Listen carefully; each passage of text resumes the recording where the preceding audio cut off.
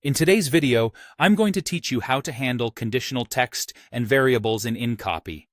We're going to make your documents smarter and easier to manage by using two powerful tools, conditional text and text variables.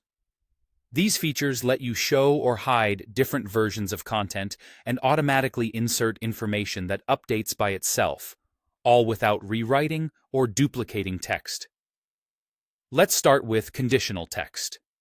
First, open the Conditional Text panel by going to Window, then type in Tables, and choosing Conditional Text. This panel is your control center for creating and managing conditions. Next, create your conditions. Open the panel menu and choose New Condition. Give it a clear, descriptive name like Mac, Windows, or Internal Review so you'll recognize it later. Choose how the conditional marker should look, such as a wavy underline. This marker is just a visual cue to help you spot conditional text while you work. It doesn't print.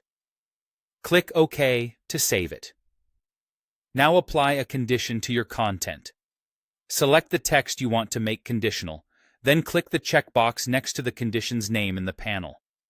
If you need to replace any other conditions already applied to that text, hold Alt on Windows or Option on a Mac while you click. That shortcut swaps conditions in one go, which is especially helpful when a passage should belong to only one audience.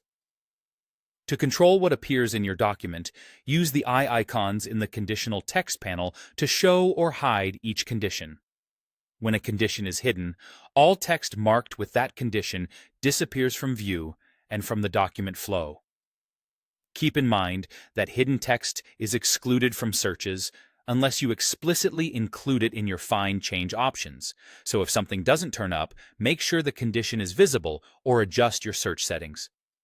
Now let's move to text variables. These are placeholders that update automatically.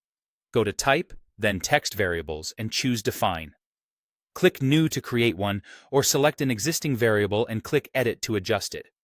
Give your variable a name, then choose a type such as last page number, creation date, or custom text. Set any options you need, like text that appears before or after the value or a number style. Click OK to save.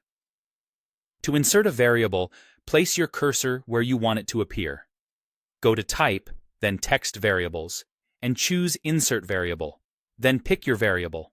It drops into the document and updates as values change, so page counts, dates, or standard labels stay accurate without manual edits.